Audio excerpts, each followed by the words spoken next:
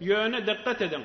Ama gurrun yok ki bir nahar namazlı adam Bismillahirrahmanirrahim aydılıp ihlas bilen bişirilen nahar şonu iyen adam hukmen ibadeti kömek.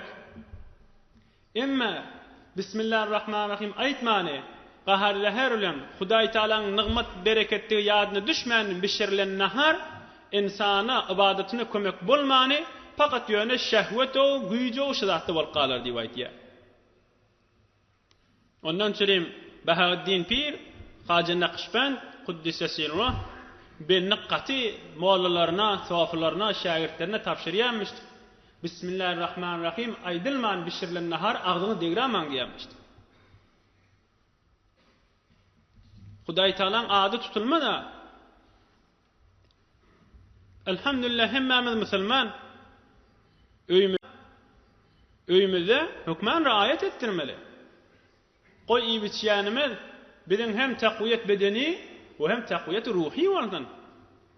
Bismillah aýdylypda bişirilen nahar ihlas bilen Hudaý Taala'nın beren nigmeti diýip başlanna, aňyr wärtini oklanna, düşürjek bolanna bişek şol nahara bereket berýändir we ibadete kömek bolýandyr.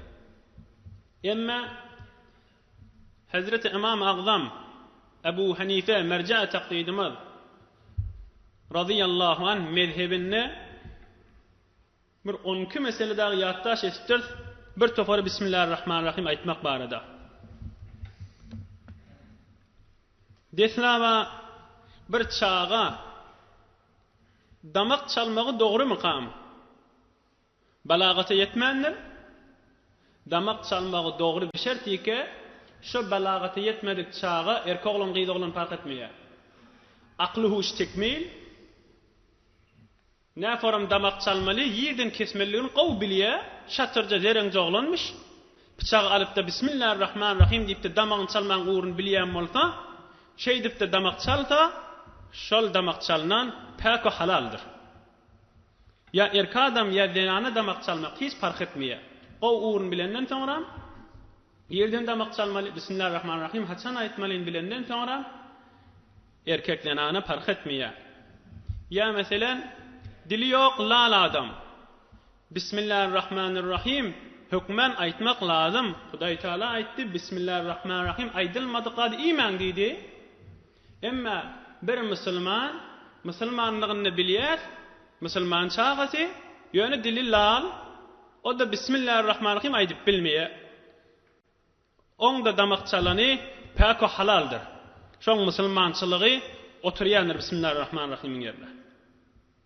Ya bir adam bolýa kamil däli de ýöne kemrak oğlan ýarrak damak çalmaň uğrunu biljek.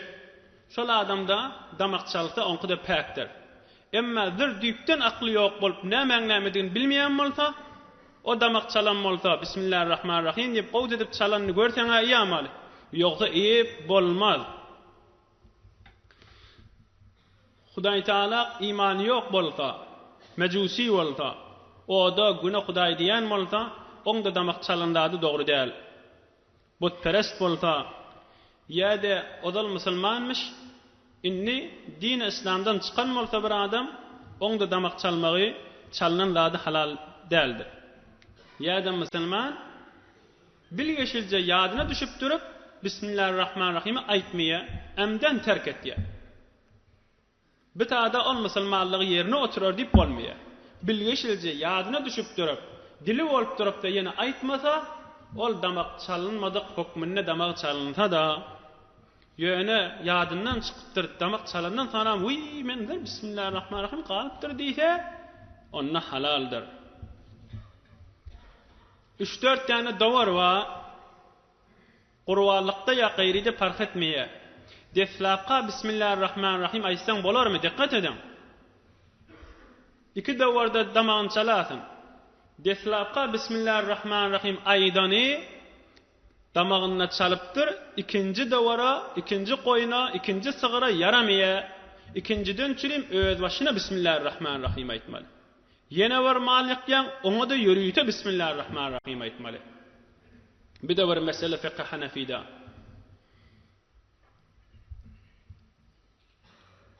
Doğru güylüptir, yıkıptır. Damağın çalacak bolya, görse iştibai bir küttüp kesmeyen bıçak alıptır. Bismillahirrahmanirrahim deyip çörümeşe bir de asıl kesene. Bıçağını ayraqana başka bir bıçak alıyor. Önkü Bismillahirrahmanirrahim diyeni bolor mu? Yani hükmen aytmalı mıqam. İnni bıçağını yütkese önküsü de bolor, aytmanı bilen müşkili yok, aytsa qawdır. Emma ağılçı şikarçı doğalla. Bir vaqtda bir tüfen alıp ok atsak bolanda Bismillahirrahmanirrahim deyse görse atmaya ya be her hal başka bir tüfen almalı. O birinin dululun alaqana atsak bolsa mına Bismillahirrahmanirrahim aytmak lazım. Biz öyde damağın çalacak bolup duran dowarına sığırına bıçağını yütketecek bolsaň deslapka Bismillahirrahmanirrahim aytsaň bolar. Emma ağda seyitde şekarda eger elindäki yaraňy tüňi ütketseň ikilenji al eline alanyňa da hükmen Bismillahirrahmanirrahim aytmaly. Bir zarif farklary var ki on ulamaly aýtýarlar. Üçlenji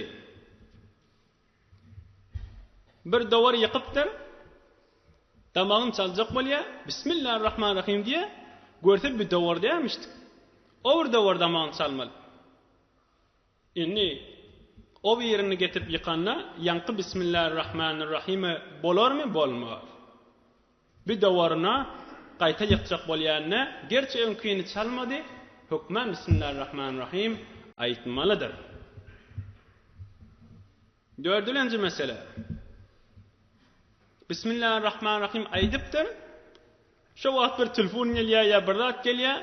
Damağın çalmaqa Bismillahirrahmanirrahim menen damaq çalmaň arasynda iştişýär.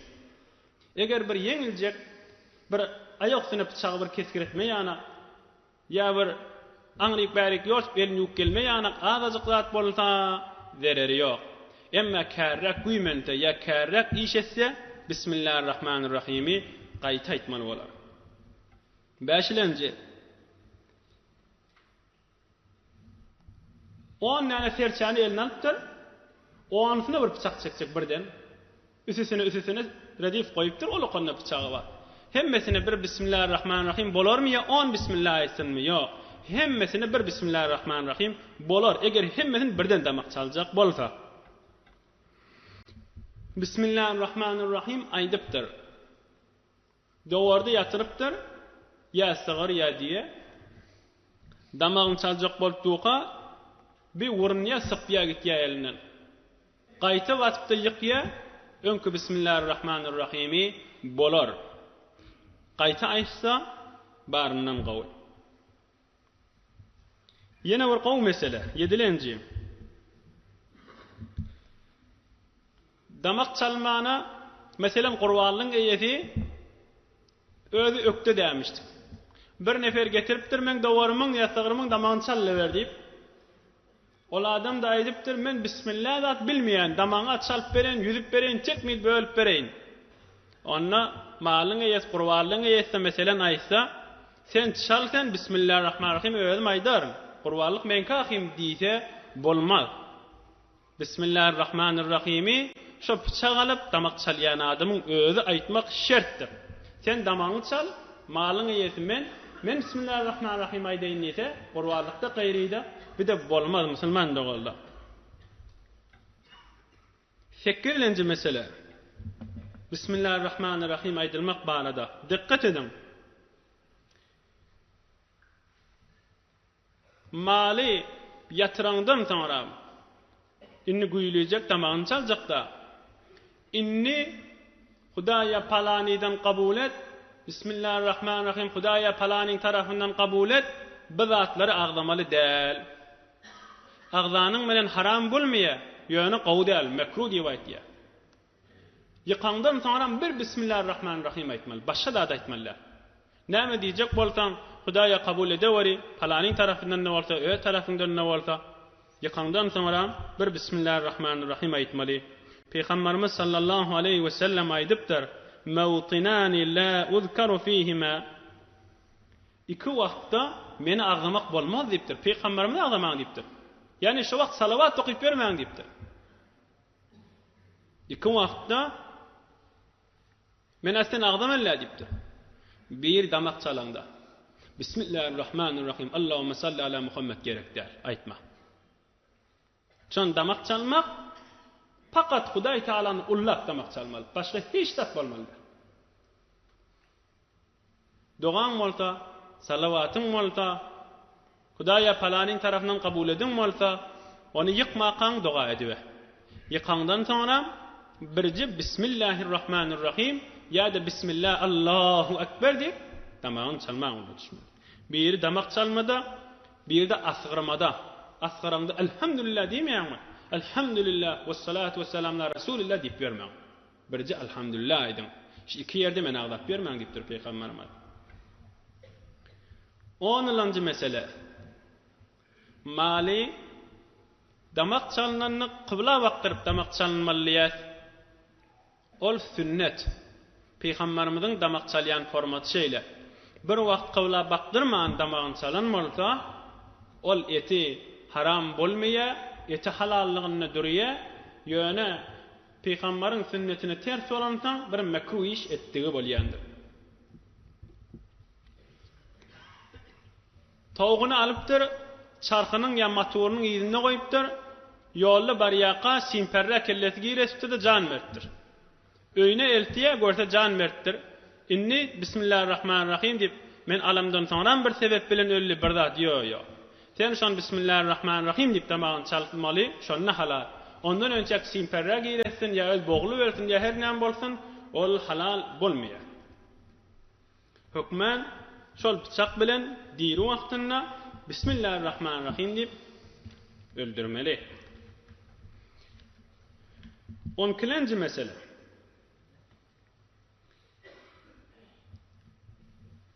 Malın damağın çalanda qat'an imellar zatla Bismillahirrahmanirrahim aydypsan halaljak mal. Biri damakkan damağın çalanda kan çıkıyor.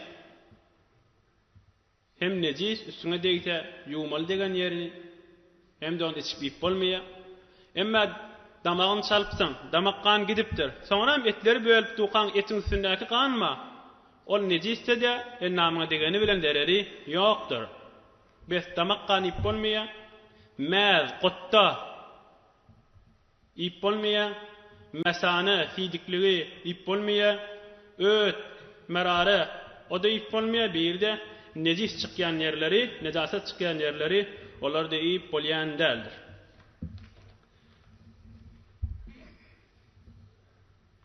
Odal Ravnaqıl İslam'dan beytlerini okuyup geçtik yöne yenilecek tanap geçeyli. Bir heyvan damağını çalacak bolyan, meril, gözü yımıqlı, yati, halal mı haramdığını bilen ak. Necire olar qab. Altı dennağı alamatını diri digini bilip bolýar şu alamatda bilen dikkat edin. Biri mal yati ayağını açıp yati sen şu damağın bilen aktanını ölü mü diri mi damağın çalanda ayağını yığnasa belli öyle dirimiştik. Ayağını yığnamağa gücü var. Emma damağın çalanda çalmakan ayağı yığnaqlımıştık. Damağın çalanda ayağın açsa o diridigin oňmenen bilip bolmaya. Emma ayağın çekse, yığnasa, mını diridiginin alamati. Ya da kan sısrasa, diridiginin alamati. Ya da tüyleri, tenleri qalsa, o da yatıymış teller tüyleri, ten damağın çalanda teni tüyüs qalya. Dirimişti, halalcaq, iyi be. Ya da gözü açıkmış, dirim öllüğün bilen ak, damağın çalanda gözünü süzüye, gözünü yimye, mını da halal canıbamış. Ya da damağın çalanda ağzını eňegini yığnıya, mınna da halal canıbamış. Ahirkıtsa canıbam yokton bilen ak, bulan hiç alamatlarda görünen ak, yöne damağın çalanda boğalı ses etýär. Hıh ediberte belli bolýar jany bamışdyk. Şılatlı bolsa bu sıfatlardan bolunsa birisi diýse bolar ani haywan dirisi. Şulan biri bolsa Rawnaqul İslam Allama Wafaý aýtdy. Şulan biri haywanlarda tapylsa şonu diri haywan diýse bolar diýipdir. Emma yeňilje gurbanlyk meselelerinden şumal ajab bir malda maqçalman gurrun bolupdy. Gurrunlar waliya sığır diye 7 nefere variantça dogry. Halbuki şeriatda bazat. Inni 7'den az bolmayanmış dip şu ulu milletin arasında ba. Bizde gurrun ýok ha. 6 bol, 5 bol, 4 bol, 3 bol, 2 bol, 2 adam bol. 2 nefermişdin, 2 dost. Fakat 2 jengit. Bir sığırın damagyny çaljak, ýartsen ýartmen. İň aňarty 7 nefer bolmaly, 7 paýda çekmeýince bolmaly. Emma 7 nefer dämişdiň, 6 nefermişdiň, 6 böljek. Büyünkä barady gowwalarda. 7 bölüňde dogry bolupdy. Ya 5 nefer boljak, 5 böljek, bir de dogry. 4 nefer boljak, 4 böljek. 3 nefer boljak, 3 böljek. 2 nefer boljak, 2 böljek, 1 nefer bir bölüňde bolsa, hemmeti dogrydyr. Inni diqqat edin. 2 hanawada bir sığır, bir diýäni böleşek. Iň nahaýatda 7 nefere dogry boldy. Inni özüň fikretden görüň. Bir hanawada 4 nefer. Bir hanawada 3 nefer. 7 nefer sany dogry ha. Bir sığır alypdyrlar, deň ýartyn böljekler. Ýarty bir hanawada, ýarty bir hanawada. Bolarmy? Bolmaz. Näme diýip?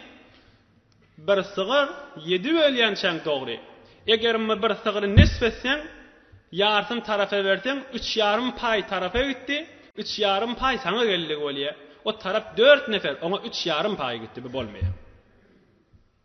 Eger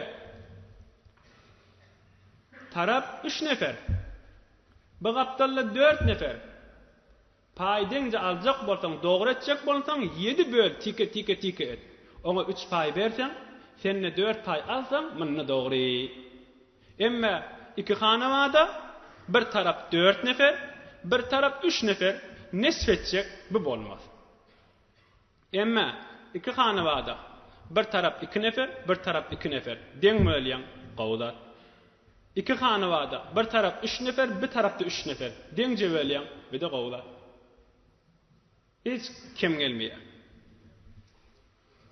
Şahy ýok bolsa, odallan şahy ýok, zereri ýok. Şahy döwlen bolsa, zereri ýok. Megerinki şahy düýbünden döwülip, yara bolup, eziýetli bolup duran bolsa, ol maly damak çalyp bolmaýan gurbanlykdan çüreyim. Şahy döwülip de yaraly bolup duran bolsa, ol kellerini bolap eziýet çekinýän bolsa. Biçigli bolsa, damak çalyp bolar gurbanlykda. Goturlygy bar, goturlygda biterken bolmaly, azaçyk bolsa, öýde semiz mal bolsa, goturlygynyň zereri ýok. Däli bolsa, defek bolsa, ýa-ni adam eltmeýän bolsa, ýöne semiz bolsa, onda damagyny çalyp bolar. Dili ýok bolsa, dişi ýok bolsa bagşlan, dişi ýok bolsa, kän sorulýandaçy. Sığır otlanyna dili bilen otlaýar. Ondan çireyim dişi ýok bolanyň zereri ýok, gurbanlygy yaraýar. Emma dowar goýun geçi dişi bilen otlaýar, on dişi ýok bolsa gurbanlygy yaramaýar. Sığırın dişi ýok bolsa zereri ýok, şol otlany dili bilen otlaýar. Emma dowarın dişi ýok bolsa, o gurbanlygy yaramaýar, şol dişi bilen otlaýar.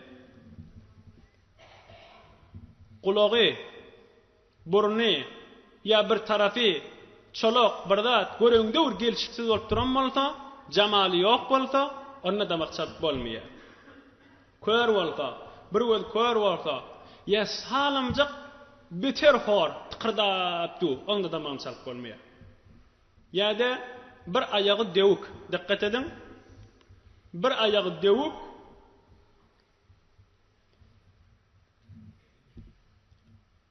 üç ayakda salim. Yataktan getireceğim, damak çalınacak yere. Şu dev ayağı bilen Yavaştan basıp yürüyüp çık gelecek. Mını damak çalıp bolar. Emma döw ayağını kaldırıp aslan yerde koymayan bolsa